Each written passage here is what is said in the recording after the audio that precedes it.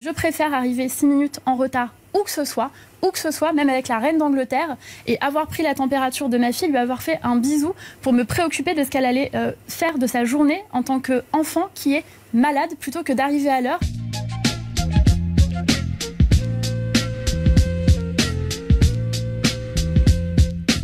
Madame Marlène Schiappa, ministre déléguée chargée de la citoyenneté. Madame la ministre, dans ma formation, m'a appris qu'être à l'heure, c'était déjà être en retard. Je pense que nous accepterions tous vos excuses.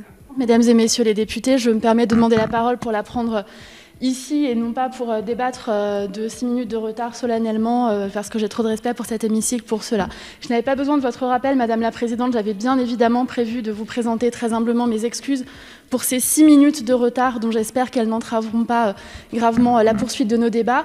Il s'avère que j'ai terminé hier soir à 2h du matin les discussions au Sénat et que ce matin j'avais simplement un enfant qui était malade et dont je devais m'occuper de la garde pendant la journée pour pouvoir me rendre ici avec vous.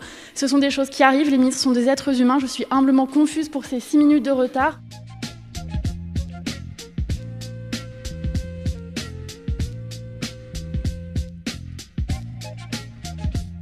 J'ai pris effectivement 10 à 12 minutes pour prendre des nouvelles de ma fille qui était malade et je préfère arriver 6 minutes en retard où que ce soit, même avec la reine d'Angleterre, et avoir pris la température de ma fille, lui avoir fait un bisou pour me préoccuper de ce qu'elle allait faire de sa journée en tant qu'enfant qui est malade, plutôt que d'arriver à l'heure et de me dire toute la journée que je n'ai même pas pris le temps d'aller faire un bisou à ma fille et de m'occuper d'elle, de la soigner, de lui donner ses médicaments. Et je voudrais adresser un mot de solidarité à toutes les femmes, toutes les mères et tous les papas aussi, parce que j'ai eu beaucoup de messages de soutien de députés papas qui parfois n'ont pas d'autre choix que d'arriver en retard parce qu'ils ont un enfant malade, parce qu'il y a une grève à l'école, parce qu'ils n'ont pas de nounou aujourd'hui et à qui on fait des remontrances au travail. Et je voudrais leur adresser un message de solidarité et leur dire que ça ne doit pas être tabou d'avoir des enfants.